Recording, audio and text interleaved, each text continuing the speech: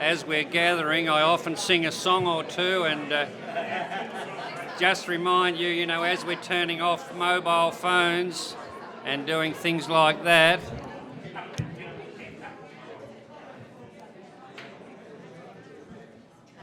I'm always very nervous coming to Riverside and seeing the Townses standing over there.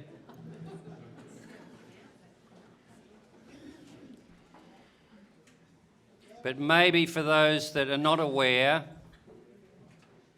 yesterday we laid Maurice to rest, and I said words such as, we mourn the loss of a significant person, a person whom has touched the lives of many, a person whom loved his beautiful wife of almost 50 years and his family. When I first walked into the home on Sunday afternoon, a lot of you won't understand this, but it was about my 4,000th funeral to arrange, and as I get closer to the front door, my steps are getting shorter and shorter, because I knew a little bit about the history. And when I walked in, the family said to me, dear, oh dear Nick, what the hell have you got that old tie on for? So from that moment on, I've been, a little bit more relaxed, but I am wearing the same tie today and I'm feeling a bit nervous. But on behalf of the family, especially wife Liz, and it was easy to remember the names, wasn't it? Because the 4 children, Maurice had the aces, didn't he? He had the 4 aces. We had Adam and Bethan, Clive and Tiani, Emma and Chris and Sarah, and 10 wonderful grandchildren. All the Poulton family, all the Lee family. Just want to welcome you this afternoon to this service where we will give thanks and we will celebrate an amazing life. And we also remember today those that are watching via live stream. You are with us emotionally, even though not physically, but we're thinking of you. And you are part of this celebration today. So for those that don't know, I'm Nick Lee and I come today as a friend. I was saying to Gilbert and Anne, I first met Maurice in 1967 at his parents', I called it the donut shop, because we're able to afford one donut, Judy Walker and I, and we'd share it probably. Then we'd go back and clean up Deloraine at badminton. But we did play against Maurice and he was a very good player. There's no doubt about that. But today, we do come to celebrate an amazing life. And to commence that celebration, a friend of over 50 years, Kelvin Anderson, is going to share a very, very special eulogy. And I just wanted to just give you a little bit of warning that following a little break of about 20 minutes, you're all invited to come and say a word or two if you want that will add to this celebration. So I wanted to give you some warning. But to commence the celebration, friend Kelvin is going to come and speak with us. Thanks so much, Kelvin.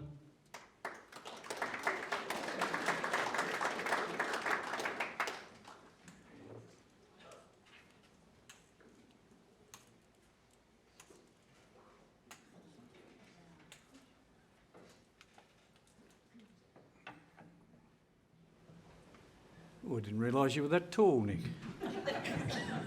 There we go. Is that better?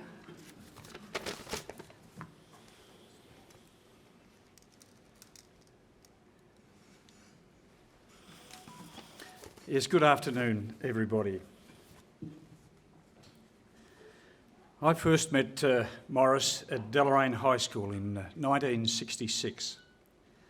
And even though he was a year ahead of me at school, the uncomplicated reality of a district high school system meant that your day-to-day school pals may have lived in various outlying areas such as Elizabethtown, Mole Creek, Meander, Exton, Westbury, places like that.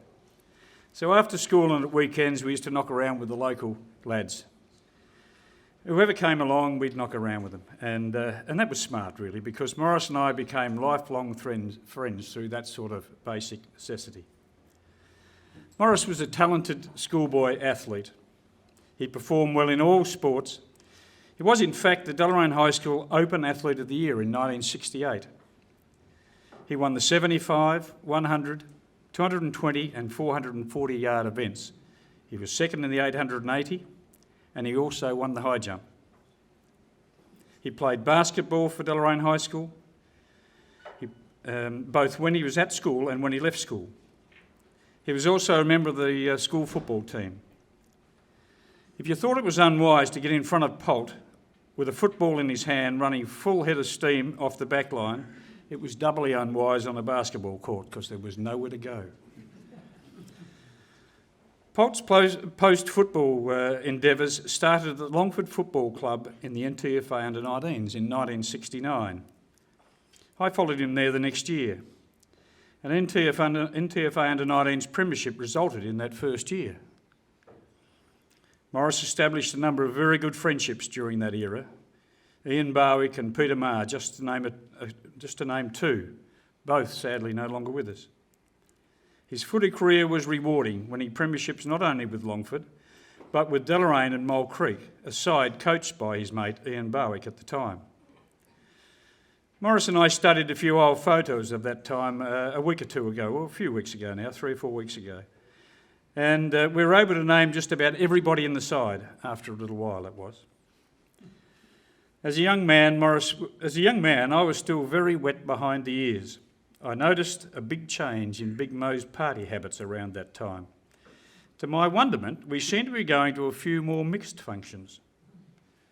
And a common thread was appearing, a pretty young lady who seemed to know my sister.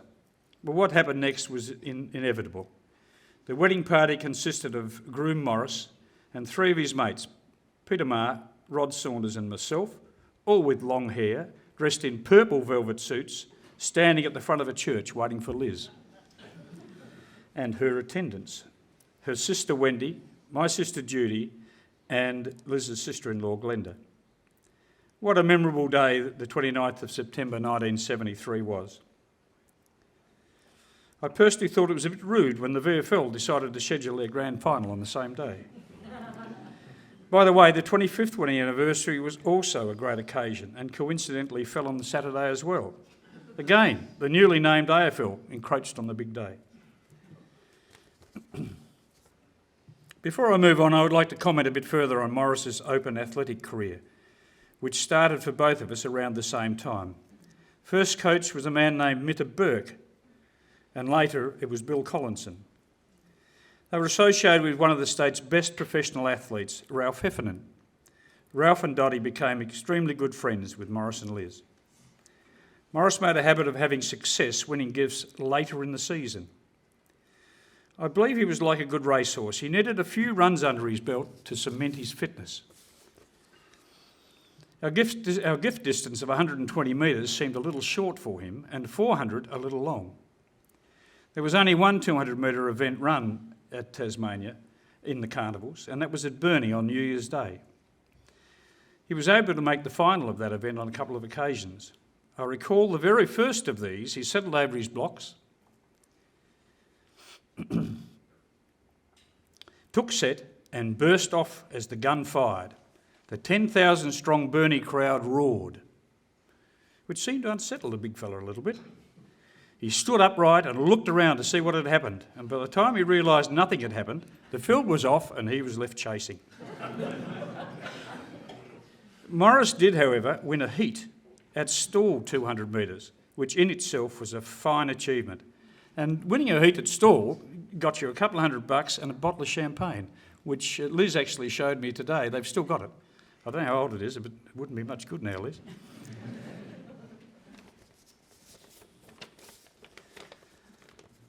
I wouldn't call Maurice a car freak or a petrol head or anything like that, but he was a fastidious car owner in his early days. His cars were always well loved. My memory of his first two were that they were Ford Falcons, perhaps Futuras. You know, the ones with the round taillights at the back. 60s, early mid-60s models. Pop would put his key in the boot and open to reveal a space that you could fit your whole belongings in. We would throw our footy gear in and head off to training, windows down, arms resting out the door, and he would plant his foot and we would cruise, beard blowing in the breeze, no fuss, no speed, very comfortable. It suited Maurice's way of life and demeanour. I was most surprised when his first new car was in actual fact a two-door Ford Escort. Now, I don't know if you know how big Ford Escorts are, but if they were a pair of shoes, they were half a size bigger than a Mini. It was manual, small and compact. The type of car that when Maurice entered it, he filled the whole cabin.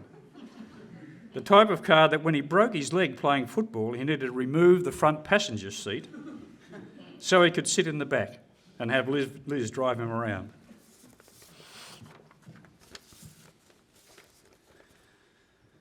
Maurice and Liz took marriage very seriously. They had two sons, Adam and Clive, by the time they had left for Papua New Guinea in 1978. And when they returned 10 years later, they had increased that by two daughters, Emma and Sarah. And what lovely children they were and are still today. We always received a visit when they came home for holidays. Maurice and I conversed by phone very regularly as well during that time. I suppose working for a telecom associated company made it easy, I guess. All siblings were into their sports, initially swimming, and were encouraged by Maurice and Liz. Kay and I would see them regularly when swimming carnivals were held in Hobart. Feeding 4 swimming athletes after a carnival was some feat. But Poult had it down pat. Did I mention keep out of his way when he had a full head of steam in the kitchen as well? When therefore and our two went off to bed those nights, it was left to the adults to reminisce over a few beers and a few wines. What great days they were. Maurice had a sense of humour and it was legendary. His jokes and quips were sharp and his double meanings were plenty. I could talk forever about Maurice's sense of humour, but I won't. When Maurice graduated from high school in December 1968, he joined Telecom, which I suppose turned into Telstra. He progressed through the organisation until he saw an opportunity with an associate company in PNG. The young family lived in Garoo and later Baroko, which were suburbs of Port Moresby, gathering many friends and associates along the way. He, Liz and the children had some great times in PNG. Besides work, they used it as a base to take some travel. And you will have seen some photographs of their travel up there today. The political landscape in PNG changed and the family returned home to Launceston in 1988. Maurice recommenced his role at Telecom. He later drove taxis, followed by a stint managing the catering and bar facilities at the NTCA ground. Some fine interstate and intrastate and international matches were held while he was at the ground during that time. The children were growing, and in Liz's words, she had a bit of spare time. They purchased a milk bar in George Street for her to run. I was travelling to Launceston on a frequent basis during that time, and I could regularly call in and say hello. Can I confirm she no longer had any spare time? Poult eventually left the NTSA post and joined Liz in the shop, which they ran together for a further 7 years. All up, they owned the shop for 12 years. When it was time to say goodbye to the milk bar, they both decided to embark on a totally different career. They trained to become Anglicare carers, an honourable pursuit they undertook until their retirement. Kay and I would continue to see them when they travelled to Hobart with their clients, and sometimes would even see their clients as well. Maurice was a conscientious employee and business owner. His work ethic was strong, and he carried that into his personal endeavours. The family home at New Eccleston Road was a fine achievement for he and Liz. I'm aware that Maurice had many, many good friends, and I hesitate to name too many, but I know Lo and Graham Grant, Bob and Julie Cohen, Judy and John Walker, Peter Wise and Greg Howe, the latter providing most of the music for their weddings. Maurice was a wonderful husband, son, brother, uncle, father to his 4 children, and grandfather to his 10 grandchildren. Adam and Bethan, Clive and Tiana, Emma and Chris and Sarah will miss him dearly. To his grandchildren, Dylan, Scarlett, Ella, Molly, George, Max, Zach, Stella, Gabby and Jessica. Your grandfather was a good friend of mine and he took friendship very seriously. And he was certainly a prime mover in making sure that friendship never withered. I'd just like to share with you, on finishing, I'd like to share with you my most recent and last memory of Poult. His family had helped to arrange a trip for he and Liz to various tourist attractions south of Hobart and up the east coast. Kay and I were fortunate enough to have them for dinner on the Wednesday night and again on the Saturday night. Wednesday was a reminiscing evening with old photos and stories. Saturday, on the other hand, saw Liz and Kay comparing notes on their shared passions of patchwork and stitching. Maurice and I watched the Bulldogs in Port Adelaide on the TV, providing each other with some expert commentary throughout the game. At three-quarter time, the girls joined us, and it was mentioned that the game was practically over and there was still a lot of travelling to be done. Maybe they should call it a night. And I must say, the boy was a bit tired. He looked a bit tired at the time. Maurice, in a quiet and reassuring voice, said, "Nah, let's stay, I'm enjoying this." I looked across at him, and I had seen a look that I saw that day 1,000 times before. So I just leant forward, filled his glass, and we continued with our game critique. Maurice's life was shorter than we had all hoped for, and the last few years were extremely trying for him. He had at least 25 or 26 hospital visits. The life was full of love and great achievement. He was a great friend, and I will miss him dearly.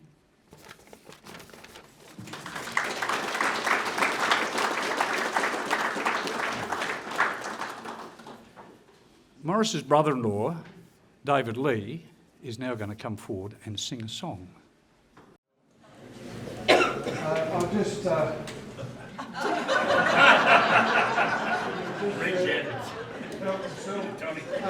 to Maurice.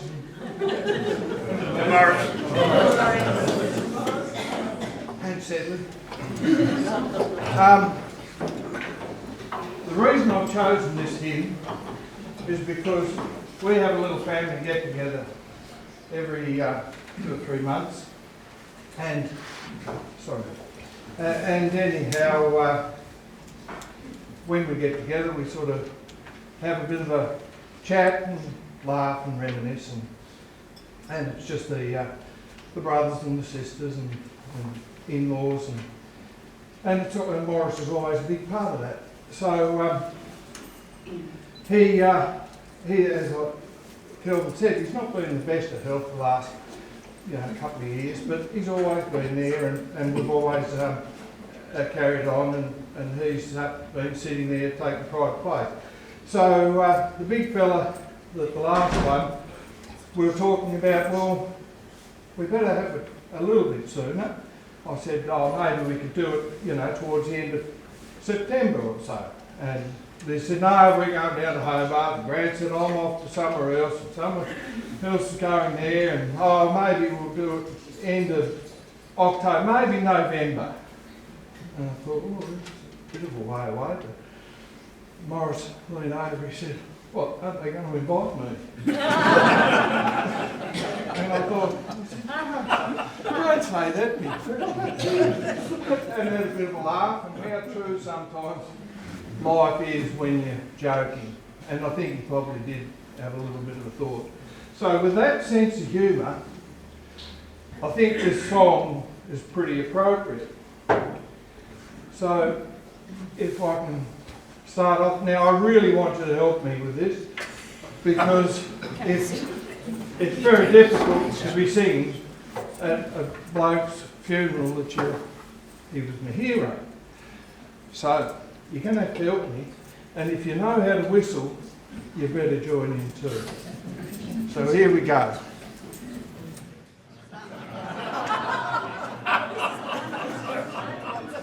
Some things in life are bad, they can really make you mad. Other things just make you swear and curse.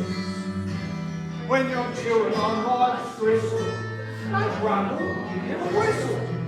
This'll help things turn out for the best. And always look on the right side of life. Very good. Always look on the right side of life.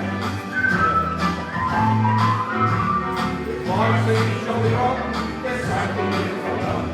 And that's the life of fire, that's the street. You're silly the nuts, that's a silly chance. The pressure is the whistle, that's the thing. And always look on the bright side of life. Come on. Always look on the bright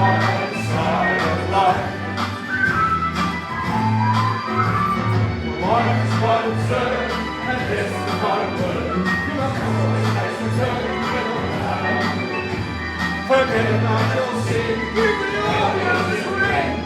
It's the last night anyhow. So always look on the bright side of death. Just before you draw your eternal breath. Life's a piece of shit when you're the best. Life's a laugh and death's a joke, it's true. This is all the show, people laugh and let you go. Just remember that the last comes from you. Sorry, folks. Always look on the bright side of life. Always look on the right side of life. Oh, won't you up? Always look on the right side of life. Always look on the right side of life. Always look on the right side of life. Always look on the bright side of life. Always look on the bright side of life. Always look on the bright side of life. Always look on the bright side of life. Last one. Always look on the bright side of life.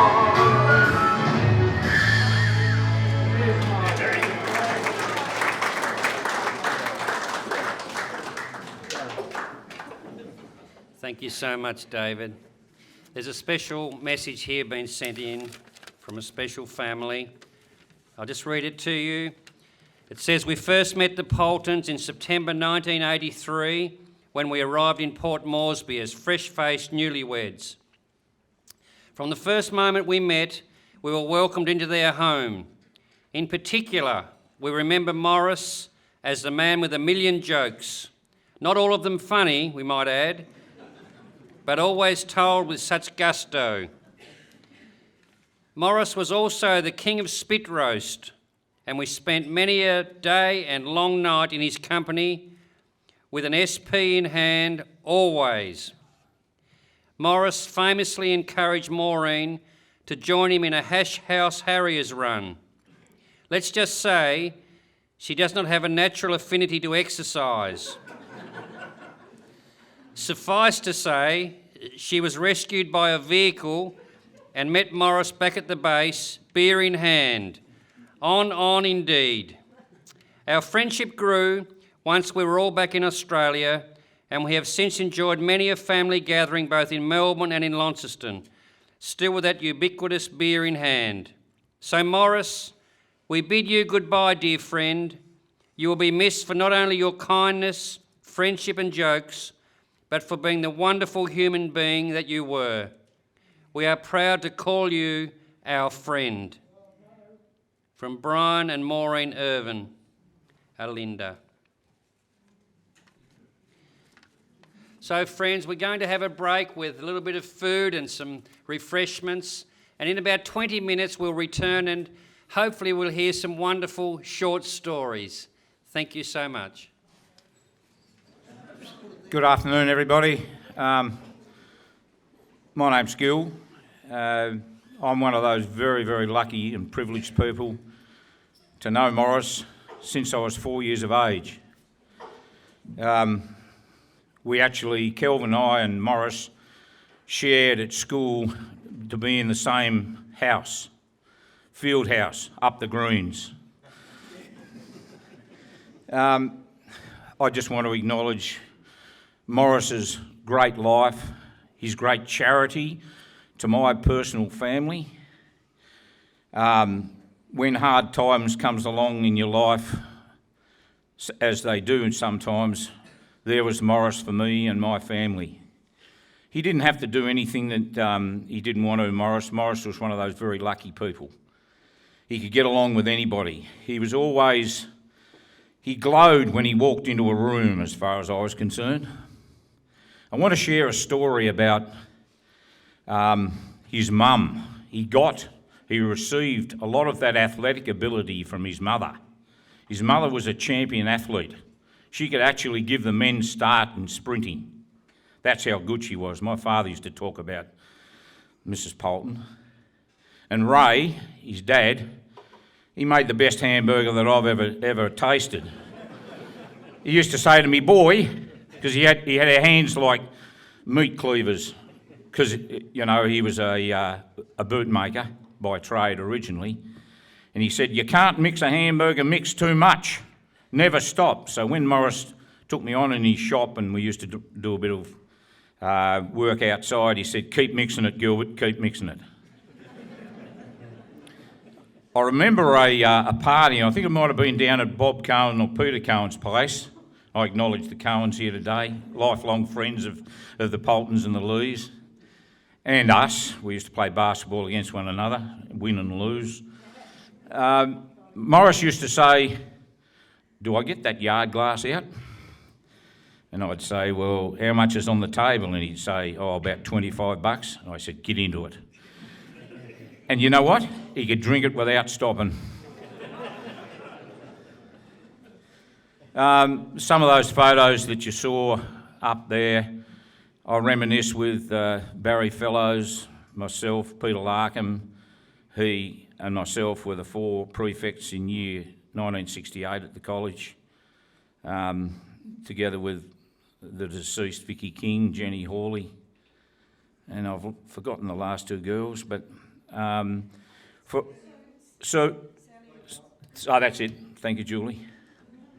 For so many years, Maurice was one of those people that if he saw a need, he did it. If he saw somebody that was in trouble, he would go along and he would help them, bar none.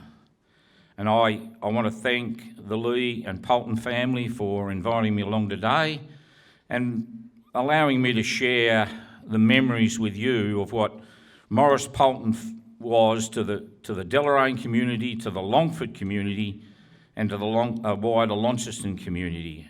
Thank you very much.